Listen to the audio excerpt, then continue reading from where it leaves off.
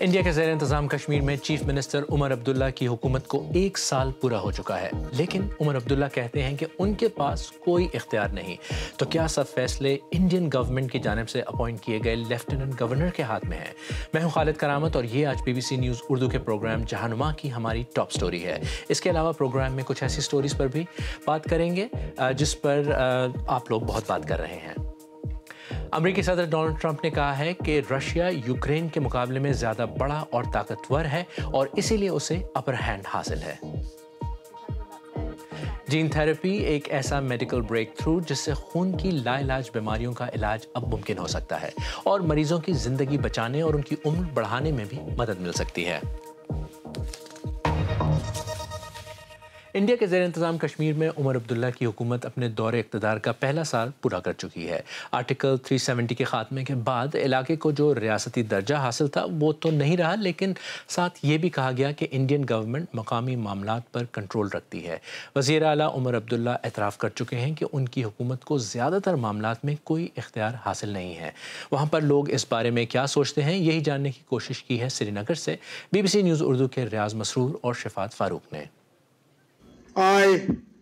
عمر عبداللہ 10 سال میں یہ دوسری مرتبہ ہے کہ عمر عبداللہ انڈیا کے زیر انتظام کشمیر کے وزیر اعلیٰ ہیں، لیکن آرٹیکل 370 کی منسوخی کے بعد کشمیریوں کے سیاسی اختیارات محدود کر دیے گئے۔ ہم اپنے دائرے سے باہر نہیں جا رہے، لیکن ہمارے دائرے میں جو ہے دخل دیا جا رہا ہے۔ جو بلڈوزر چلائے جا رہے ہیں وہ میرے حکم کے مطابق نہیں چلائے جا رہے ہیں۔ گزشتہ برس 6 سالہ گورنر راج کے بعد انڈین سپریم کورٹ کے حکم پر انتخابات ہوئے تو اس میں لوگوں کی بڑی تعداد نے عمر عبداللہ کی پارٹی نیشنل کانفرنس کو ووٹ دیا، لیکن عمر عبداللہ کے شکایتی لہجے سے اب لوگ ناراض ہو رہے ہیں۔ اوبویسلی لوگوں کو لگ رہا ہے کہ ہم نے سب سے بڑی بیوقوفی کی نیشنل کانفرنس کو ووٹ دے کے، کیونکہ وہ آج اتنے کمزور پڑے ہیں کہ ذہنی اتنی پریشانی ہے، کیونکہ اکنامکلی ہم لوگ جو ہے یا جو ہماری حالت رہی ٹورزم کی اس سال یا ادر بزنسز کی وہ تو ختم ہے۔ تو لوگوں کی ایک ہی امید تھی کہ ہماری پولیٹیکل گورنمنٹ ہم نے چن کے دے دی ہے تو کم سے کم یہ لوگوں کے ایسپیریشنز کی، لوگوں کی تکلیف کو دور کرنے کے لیے کام کرے گا۔ بدقسمتی یہ ہے کہ 1 سال گزر گیا، آج لوگ بھی پچھتا رہے ہیں کہ ہم نے ووٹ ہی کیوں دیا، کیونکہ جو بھی وہ حکم دیتے ہیں یا کوئی کام کرنا چاہتے ہیں انہیں ہر طرح کی رکاوٹ پیش آ جاتی ہے۔ اس وجہ سے وہ بھی اب پچھتا رہے ہیں کہ یہ جو ان کا عہدہ ہے وزیر اعلیٰ کا، لگتا ہے کہ انہیں ایک چپراسی کو تبدیل کرنے کے لیے بھی یہاں پہ گورنر سے پہلے حکم نامہ لینا پڑتا ہے، اس کے بعد ہی ان کی کوئی چلتی ہے۔ دیکھیں، لوگوں نے جب ووٹ دیا، اتنا بڑا مینڈیٹ دیا، وہ اس لیے نہیں دیا تھا کہ چیف منسٹر صاحب اپنی بے بسی دکھائے۔ آج لوگ ان سے تنگ آ چکے ہیں۔ انہوں نے سوچا تھا کہ ہم ایک بڑا مینڈیٹ دیں گے اور یہ ہمارے حق کے لیے، ہماری ڈیولپمنٹ کے لیے، اسٹیٹ ہوڈ کے لیے 370 کے لیے کام کریں گے، جس میں سے کوئی بھی وعدہ پورا نہیں ہوا ہے۔ قابل ذکر ہے 2019 میں انڈین پارلیمنٹ نے کشمیر کی نیم خود مختاری کا خاتمہ کر کے اسے مرکز کے زیر انتظام خطہ یا یونین ٹیریٹری قرار دے کر لداخ کو اس سے الگ کر دیا تھا۔ ماہرین کا کہنا ہے کہ یونین ٹیریٹری میں وزیر اعلیٰ سے با اختیار لیفٹیننٹ گورنر ہوتا ہے اور شاید چیف منسٹر اسی وجہ سے ڈیلیور نہیں کر پا رہے ہیں۔ ماضی میں کشمیر میں جب انتخابات ہوتے تھے تو لوگوں کی بڑی تعداد بوائیکاٹ کرتی تھی، اس کی وجہ سے وہ حکومتیں غیر مقبول ہوتی تھیں، لیکن ان کے پاس کافی اختیارات موجود ہوتے تھے۔ اس بار جب پچھلے سال انتخابات ہوئے تو بڑی تعداد میں لوگوں نے ووٹ دیے اور ایک بہت بڑا مینڈیٹ عمر عبداللہ کی حکومت کو ملا۔ تو اس طرح سے مقبول ہونے کے باوجود یہی حکومت خود کو بے بس اور کمزور پا رہی ہے۔ ریاض مسرور، BBC نیوز، سری نگر۔ تو سوال یہ ہے کہ ماضی کے مقابلے میں وزیر اعلیٰ کے اختیارات میں کتنی کمی آئی ہے؟ آرٹیکل 370 کے خاتمے سے پہلے تو انڈیا کے زیر انتظام کشمیر میں سیکیورٹی سمیت تمام معاملات وزیر اعلیٰ کے ہاتھ میں تھے۔ پہلے تو وزیر اعلیٰ انسداد تشدد میں سرگرم پولیس، فوجی، نیم فوجی اداروں اور خفیہ ایجنسیوں پر مشتمل یونیفائڈ ہیڈ کوارٹرز کے سربراہ ہوا کرتے تھے، لیکن اب وزیر اعلیٰ کو سیکیورٹی معاملات سے الگ کر دیا گیا ہے۔ اب یہ سب خود انڈیا کے وزیر داخلہ دیکھتے ہیں۔ ایڈوکیٹ جنرل کی تعیناتی وزیر اعلیٰ کرتے تھے، لیکن اب لیفٹیننٹ گورنر کرتے ہیں، جنہیں انڈیا انڈیا کی سینٹرل گورنمنٹ نے مقرر کیا ہے۔ پہلے وزیروں کی تعداد متعین نہیں تھی، لیکن اب صرف 9 وزیر کابینہ کا حصہ ہو سکتے ہیں۔ انڈین ایڈمنسٹریٹو سروس کے افسروں کی پوسٹنگ یا ٹرانسفر کا اختیار بھی وزیر اعلیٰ کے پاس نہیں ہے۔ محکمہ مال، انفارمیشن اور رابطہ عامہ کے محکمے کا نگران بھی خود لیفٹیننٹ گورنر ہی ہے۔ اور اس بارے میں مزید بات کرنے کے لیے اس وقت سری نگر سے ہمارے ساتھ پروگرام میں شامل ہو رہے ہیں صحافی اور تجزیہ کار پیرزادہ عاشق۔ یہ بتائیے کہ وزیر اعلیٰ کے اختیارات کم ہوئے ہیں، یہ تو کافی عرصے سے بات ہو رہی ہے، لیکن پریکٹیکلی اس کا ڈے ٹو ڈے کیا اثر ہوتا ہے؟ پہلے تو ہمیں یہ سمجھنا پڑے گا کہ جو ایک تو اختیارات کم ہیں، اور 2019 سے پہلے جو وزیر اعلیٰ ہوا کرتے تھے جموں اینڈ کشمیر کے، وہ سب سے پاورفل چیف منسٹر تھے پوری انڈیا میں، کیونکہ خصوصی اختیارات بھی تھے۔ ابھی اگر آپ دیکھیں جو ویریئنٹ ہے انڈین کانسٹیٹیوشن میں یا ڈگریز آف یونین ٹیریٹری ہے، اس میں بھی جو کشمیر کا درجہ ہے وہ سب سے نیچے ہے۔ تو اثر 2-3 سامنے نظر آ رہے ہیں۔ اگر آپ نے دیکھا ہوگا پچھلے مہینے جو الیکشن ہوا بڈگام میں، بائی الیکشن تھا اسمبلی کا، جہاں عمر عبداللہ پچھلے سال جیت کے آئے تھے، اس بار انہوں نے تقریباً 10-15 ہزار ووٹوں سے شکست کا سامنا کرنا پڑا۔ وہ ایک انڈیکیٹر تھا کہ کس طرح عمر عبداللہ گورننس پہ ڈیلیور نہیں کر پا رہے ہیں۔ اور ایک کانسٹیٹیوشنل ایشو بھی ابھی گورنر اور چیف منسٹر آفس کے بیچ میں ہے۔ جب 2019 میں اسپیشل سٹیٹس کو اسکریپ کیا گیا، وہیں پہ ایک ری آرگنائزیشن ایکٹ کو پاس کیا گیا۔ ری آرگنائزیشن ایکٹ کے مطابق جو کوئی بھی الیکٹڈ گورنمنٹ ہوگی، انہیں ایک ڈرافٹ بنانا پڑے گا کہ لیفٹیننٹ گورنر ہے، ان کے حدود کیا ہے اور چیف منسٹر کے حدود کیا ہے۔ اچھا، آپ سے میں کوئکلی یہ بھی پوچھنا چاہوں گا کہ اب آپشنز کیا ہیں عمر عبداللہ کے پاس؟ جی، اگر آپ دیکھیں انہوں نے ایک سپیچ میں یہ بھی کہا کہ اگر ایسا ہی چلتا رہا شاید وہ ریزائن کر دے۔ تو انہوں نے یہ ایک سٹیٹمنٹ یہ بھی دیا تھا کہ اگر دلی اسے گورننس ایشو کو لے کر بھی کوئی قدم نہیں اٹھانے دے گی۔ ہم نے دیکھا ریسنٹلی ریزرویشن ایشو کو لے کر انہوں نے ایک فائل سبمٹ کی لیفٹیننٹ گورنر کو، وہ فائل وہاں سے نہیں آئی۔ ہم نے دیکھا ایج ریلیکسیشن کو لے کر جو جاب ایسپیرنٹس ہے کشمیر کو، اس کو لے کر ایک فائل گئی لیفٹیننٹ گورنر کے پاس، لیکن وہاں سے کوئی جواب نہیں آیا۔ تو سیدھے جو امپلائمنٹ، جاب کریشن، جس بنیاد پہ وہ اگلا الیکشن لڑ سکتے ہیں، اس گورننس ایشوز پہ بھی ان کو ڈیلیور نہیں کرنے دیا جا رہا ہے۔ پیرزادہ عاشق صاحب، سری نگر سے بات کرنے کا بہت شکریہ۔ آسٹریلیا میں 16 سال سے کم عمر بچوں کے سوشل میڈیا ایپس کے استعمال پر پابندی پر عمل درآمد شروع ہی ہوا اور ساتھ ہی ایک ہنگامہ شروع ہو گیا۔ ہم نے کل ہی اپنے پروگرام میں آسٹریلیا میں بچوں کے سوشل میڈیا کے استعمال پر پابندی کے بارے میں تفصیل سے بات کی۔ یہ ویڈیو آپ BBC نیوز اردو کے یوٹیوب اور فیس بک چینل پر دیکھ سکتے ہیں۔ اور ابھی بین شروع ہی ہوا ہے کہ 2 ٹین ایجرز نے آسٹریلین حکومت کی سوشل میڈیا ایپس پر پابندی کو عدالت میں چیلنج کر دیا ہے۔ ان میں سے ایک ٹین ایجر میسی نیولن کہتی ہیں کہ اس پابندی سے ہمارے تعلقات متاثر ہوں گے اور یہ کہ ہماری معلومات کا ذریعہ کیا ہوگا۔ کچھ بچوں نے بہن سے بچنے کے لیے لوپ ہولز ڈھونڈ لیے ہیں۔ کوئی اپنی امی کی تصویر اپلوڈ کر کے اسنیپ چیٹ کی جو ویریفیکیشن ہے اس کو بائی پاس کر رہا ہے، اور کچھ ایپس میں بچوں نے اپنی ایج کم لکھتی ہے۔ ایشلی جو خود ایک ٹین ایجر ہیں، انہوں نے کہا کہ آسٹریلیا میں 14 سال 9 مہینے کی عمر میں نوکری کر سکتے ہیں لیکن یوٹیوب ویڈیو نہیں دیکھ سکتے۔ اب ایک نظر ڈالتے ہیں دنیا بھر کی کچھ خبروں پر۔ امریکن ٹیک جائنٹ ایمیزون نے کہا ہے کہ وہ 2030 تک انڈیا میں اپنے کاروبار کو فروغ دینے کے لیے $35 ارب سے زیادہ انویسٹ کرے گا۔ کمپنی کے مطابق یہ سرمایہ کاری AI کی صلاحیت اور برآمدات کو بڑھانے پر خرچ کی جائیں گی۔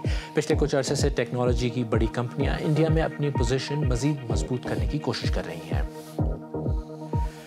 اور منگل کو برازیل کے پارلیمنٹ میں شدید ہنگامہ آرائی ہوئی۔ ملک میں قدامت پسند قانون ساز سابق صدر بولسونارو کی سزا میں کمی سے متعلق قانون پاس کروانے کی کوشش کر رہے تھے۔ ایک بائیں بازو کے رکن پارلیمان کو پولیس نے اس وقت زبردستی ایوان سے باہر نکالا جب انہوں نے کارروائی میں خلل ڈالنے کی کوشش کی۔ بولسونارو کو 2022 میں الیکشن ہارنے کے بعد حکومت کا تختہ الٹنے کے الزام میں 27 سال قید کی سزا دی گئی تھی۔ اب یوکرین میں جاری جنگ کا کچھ ذکر. اس سٹوری میں ایک پیش رفت یہ ہوئی ہے کہ صدر زیلنسکی کا کہنا ہے کہ یوکرین میں سیکیورٹی صورتحال ٹھیک ہونے کے 3 ماہ کے اندر الیکشن کرائے جا سکتے ہیں، جس کے لیے نئی قانون سازی بھی کی جا سکتی ہے. مگر صدر زیلنسکی کہتے ہیں کہ انہیں ایسا کرنے کے لیے امریکہ اور یورپی ممالک کی طرف سے اپنے ملک کے لیے سیکیورٹی گارنٹی چاہیے ہوگی. صدر زیلنسکی 2019 کے انتخابات میں کامیاب ہوئے تھے. روسی حملے کے بعد ملک میں مارشل لاء نافذ کیا گیا اور اس کے بعد ان کی حکومت کی مدت ختم ہوئی، لیکن اس کے باوجود وہ اپنے عہدے پر فائز رہے. انہیں صدارت کے عہدے پر رہنے کی وجہ سے صدر ڈونلڈ ٹرمپ کی طرف سے دباؤ کا بھی سامنا ہے. روس کی طرح صدر ٹرمپ کا بھی یہ کہنا ہے کہ انتخابات نہ ہونے کی وجہ سے یوکرین میں جمہوریت کا فقدان ہے، اور یہ الزام بھی لگایا کہ صدر زیلنسکی یوکرین میں انتخابات سے بچنے کے لیے جنگ کا سہارا لے رہے ہیں. اب صدر ڈونلڈ ٹرمپ نے یوکرین تنازع پر ایک بار پھر یورپی ممالک کو بھی تنقید کا نشانہ بنایا ہے. انہیں کمزور لوگوں کی قیادت میں ناکام قومیں کہا ہے. انہوں نے ایک حالیہ انٹرویو میں انسانی نقل مکانی کم کرنے اور یوکرین کی جنگ روکنے میں ناکامی پر یورپ کو تنقید کا نشانہ بنایا اور اس پر ایک بیان دیا. صدر ٹرمپ نے حال ہی میں بہت سے ایسے یورپین لیڈرز کے خلاف باتیں کی جن کا انہوں نے کچھ ہی مہینے پہلے وائٹ ہاؤس میں استقبال کیا تھا. انہوں نے یوکرین کے تنازع پر تبصرہ کرتے ہوئے صدر زیلنسکی پر بھی تنقید کی. اس وقت کون سے ملک کو مذاکرات میں برتری حاصل ہے؟ روس. اس پر تو کوئی شک کی بات ہی نہیں. روس یوکرین سے کہیں زیادہ بڑا ہے.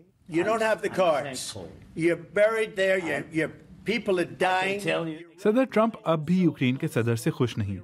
ان کے نزدیک زیلنسکی کو امریکی ثالثی کی کوششوں کو تسلیم کر لینا چاہیے، کیونکہ ان کے مطابق روس یہ جنگ جیت رہا ہے.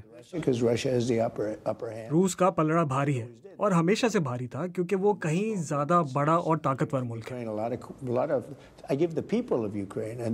میں یوکرین کے لوگوں اور اس کی فوج کو اتنی بہادری سے یہ جنگ لڑنے کا کریڈٹ دیتا ہوں، مگر آخر میں جیت تو بڑے ملک کی ہی ہوگی. یورپی ممالک سے مزید مدد حاصل کرنے کے سلسلے میں صدر زیلنسکی حال ہی میں پوپ سے ملنے اٹلی پہنچے.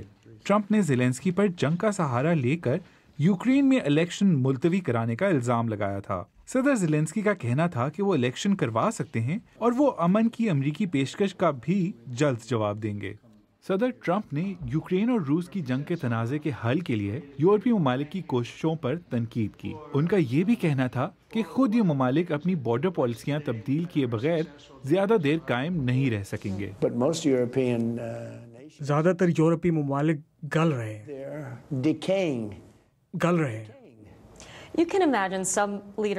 بہت سے یورپی لیڈرز آپ کی اس طرح کی باتوں سے گھبراتے ہیں. انہیں اپنے ملک کا ایسا حل کرنے پر گھبرانا بھی چاہیے. وہ اپنے ملکوں کو تباہ کر رہے ہیں. مجھے یہ لوگ پسند ہیں، میرے ان سے اچھے تعلقات ہیں، لیکن انہیں یہ سب کچھ ہونے نہیں دینا چاہیے، اس سے پہلے کہ بہت دیر ہو جائے اور کچھ صحیح نہ کیا جا سکے. صدر ٹرمپ کی ایسی اشتعال انگیز باتیں نئی تو نہیں، لیکن انہیں صرف دھمکیاں سمجھنا شاید ایک غلطی ہو. وہ بہت زیادہ ڈپلومیٹک نہیں اور جو سوچتے ہیں وہی کہتے ہیں.